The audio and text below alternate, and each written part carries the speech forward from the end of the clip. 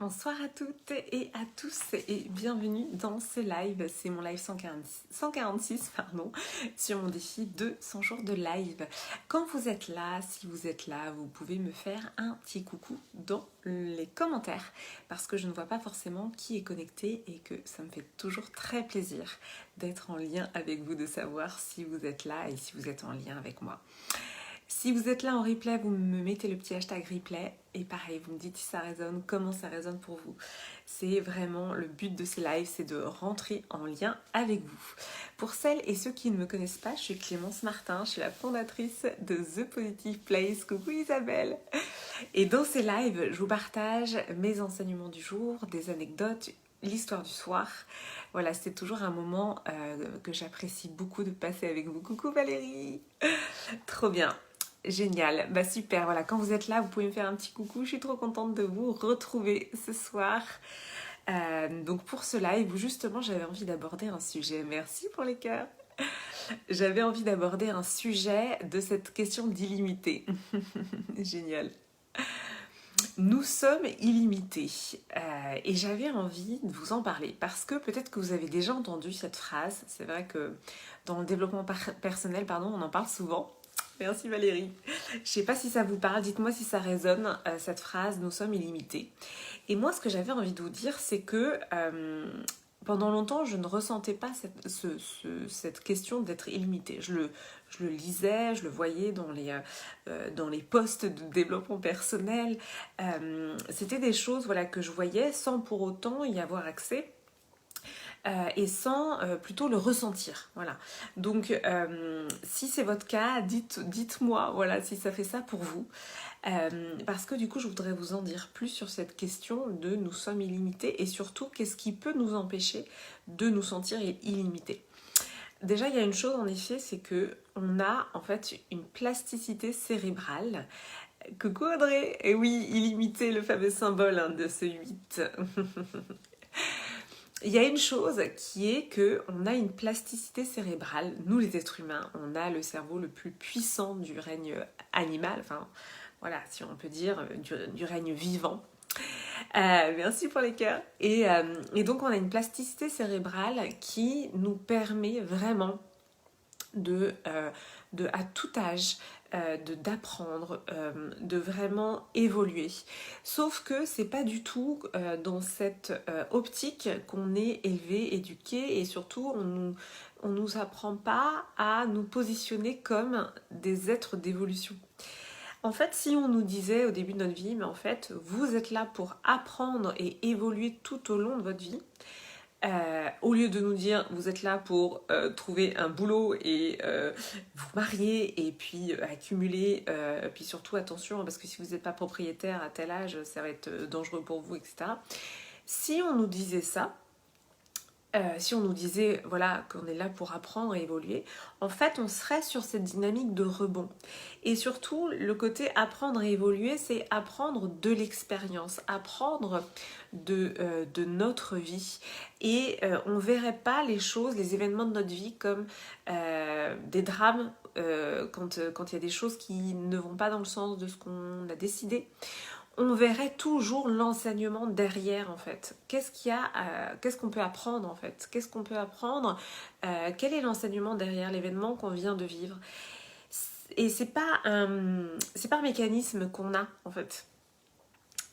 Et or, voilà, si on se positionnait comme ça, on aurait vraiment accès à cette illimité parce qu'on verrait que notre cerveau est capable vraiment de cette plasticité cérébrale qui nous met en mouvement, qui nous permet de reconsidérer en fait les choses, de voir les choses autrement, etc. Donc c'est pas, voilà, je sais pas si c'est quelque chose que vous ressentez, mais déjà ça c'est un premier point, c'est une première chose qui fait que on va pas pour moi percevoir l'illimité de notre nature. L'autre chose, et là je fais un focus spécifique sur les femmes, parce que vous le savez, voilà, moi j'accompagne les femmes, j'aime les femmes, et j'ai tellement analysé, étudié en fait mes propres blocages pour pour m'en libérer, qu'il y a des choses qui sont aussi spécifiques aux femmes. Et qu'est-ce qui nous empêche aussi de nous considérer comme illimités en tant que femmes, de voir notre plein potentiel? C'est cette petite pensée qui pourrait revenir de temps en temps et qui viendrait nous dire quand on ne réussit pas quelque chose, quand on n'arrive pas à faire quelque chose, quand on n'arrive pas à... quand on se sent pas en réussite, que ce soit dans notre vie professionnelle ou dans notre vie personnelle. Eh bien, c'est cette petite phrase qui nous dit que finalement, c'est dans notre nature, à nous, les femmes, eh bien, d'être moins intelligente, plus faible, plus vulnérable, gouvernée par nos émotions inconstantes, etc. Évidemment, c'est pas formulé comme ça. Quand cette petite pensée, elle vient, elle se déguise en fait. Parce que, bah oui, en tant que femme, en plus femme, j'allais dire occidentale, on a eu accès à une éducation, on a eu accès à beaucoup de choses. Donc, on sait que nous ne sommes pas moins intelligentes que les hommes. C'est pas une question de mental, c'est pas une question oui, c'est une question de croyance, mais c'est pas une question, voilà, on ne doute pas qu'on est moins intelligente que les hommes. C'est pas ça en fait. C'est plutôt un schéma enfermant qui peut repointer le bout de son nez. Voilà, Valérie, je savais que je pouvais compter sur toi pour réagir là-dessus. Exactement, nous ne sommes pas moins intelligentes, mais nous pouvons avoir dans les moments difficiles, tout d'un coup, ces schémas de pensée qui en fait ne sont pas les nôtres, qui sont issus de la construction intellectuelle qu'est le patriarcat. Le patriarcat est une construction intellectuelle qui se base sur la supériorité du masculin sur le féminin. Vous voyez où je veux en venir. Donc, quand en tant que femme, on traverse des moments difficiles, où on vit ce qu'on peut appeler un échec. Encore une fois, la notion d'échec pour moi est totalement relative. Mais dans ces moments-là, dans ces moments où on va tout d'un coup douter de nous, eh bien, il y a cette petite pensée qui peut pointer le bout de son nez. Cette petite pensée qui, comme ça, en filigrane, et qui vient nous dire, bah oui, c'est moi le problème, c'est ma nature en tant que femme, et ça c'est sous-jacent. Peut-être que c'est pas comme ça que vous le formulez. Ah Isabelle, ça te parle, super.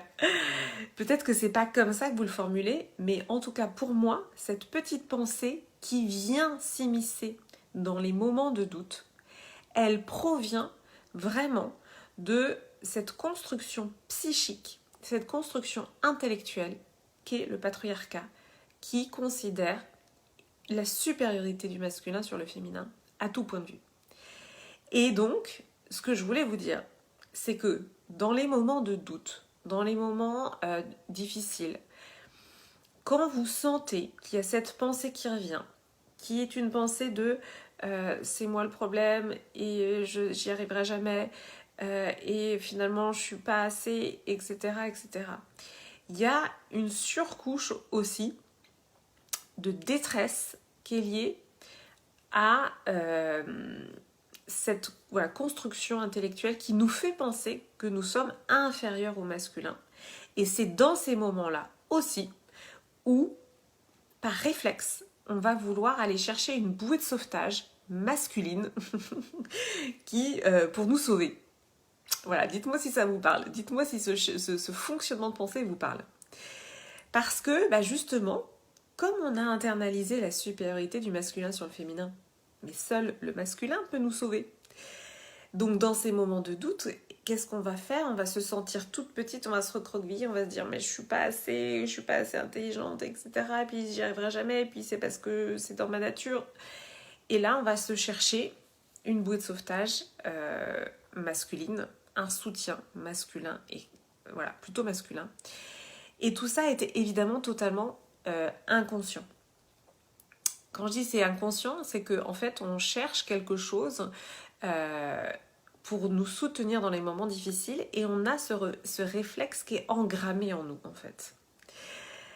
Valérie, tu me dis, ça c'est vrai, illimité, jamais entendu. Limité, ça oui, souvent suggéré, malheureusement. Oui. Voilà, donc, c'est exactement ça que je voulais souligner aujourd'hui. C'est de comprendre que dans nos pensées finalement de doute, dans ces pensées qui peuvent venir nous saboter, dans ces pensées qui peuvent venir nous faire sentir une merde, voilà, j'utilise le mot, nous faire nous sentir mal. En fait, il y a toujours cette surcouche qui est engrammée en nous. Et donc, voilà, c'est dans ces moments-là, évidemment, où on a besoin du soutien d'autres femmes. C'est dans ces moments-là où on a besoin de se dire à soi-même que nous sommes assez, de pouvoir s'appuyer sur notre amour de nous-mêmes, vraiment cet amour inconditionnel qui est la base de l'estime de soi. La base de l'estime de soi, c'est vraiment cet amour inconditionnel.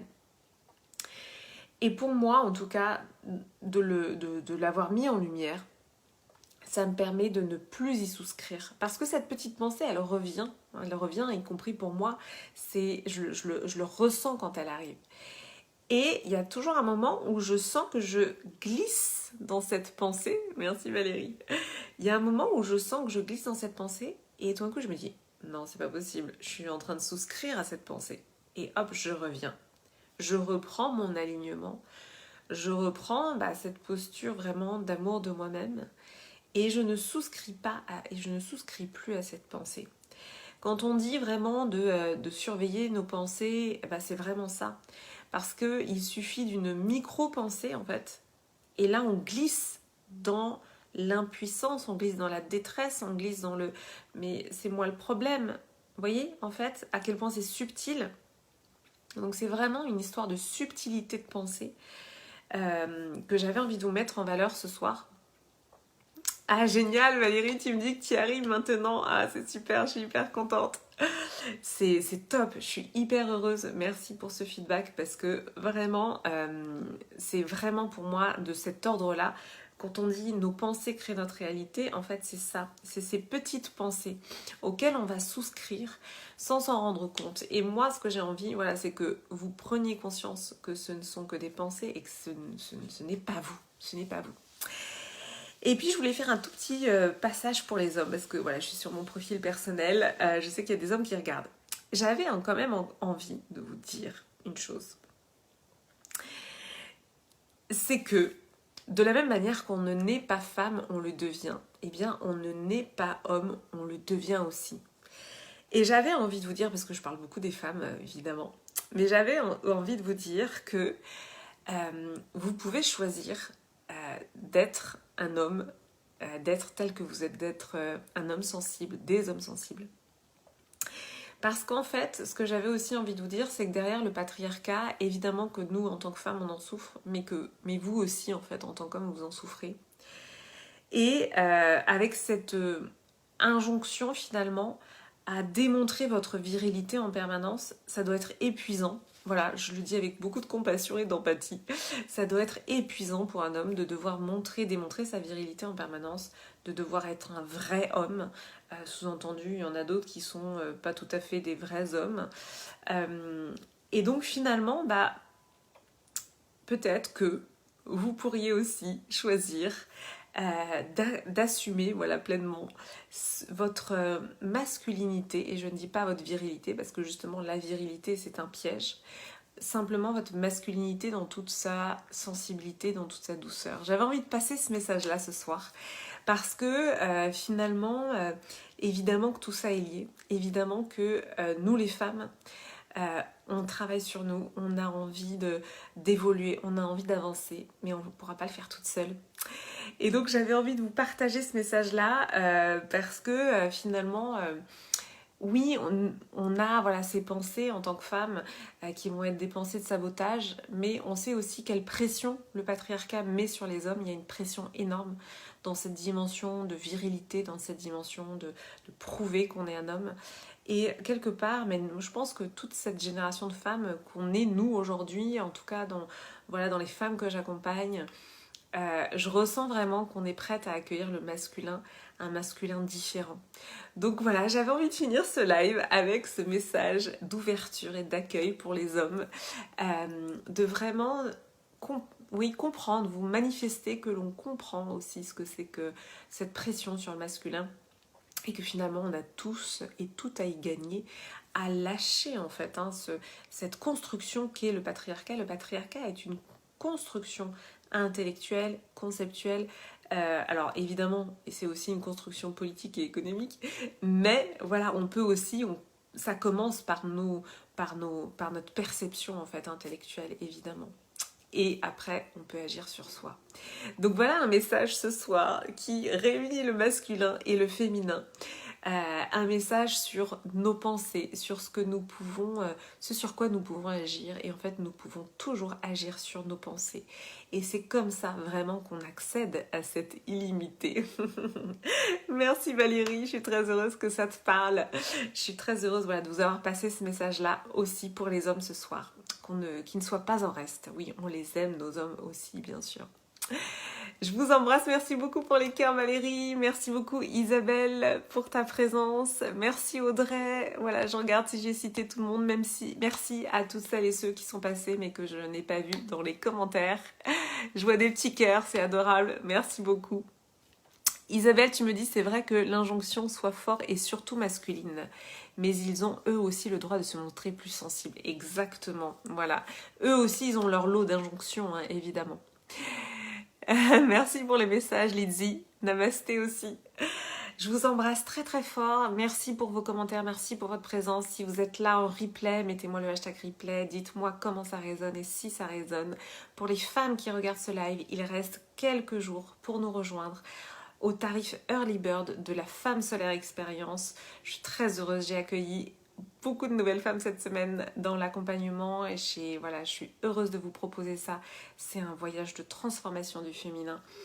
Donc désolée, cette fois-ci, c'est ouvert qu'aux femmes. Voilà, mes lives sur mon profil perso sont ouverts à tous. Mais bon, les accompagnements, pour l'instant, ils sont réservés aux femmes. Je vais vous souhaiter une très très belle soirée, une très belle nuit. Je vous embrasse fort. Je vous dis à demain. J'étais très heureuse de passer ce message ce soir.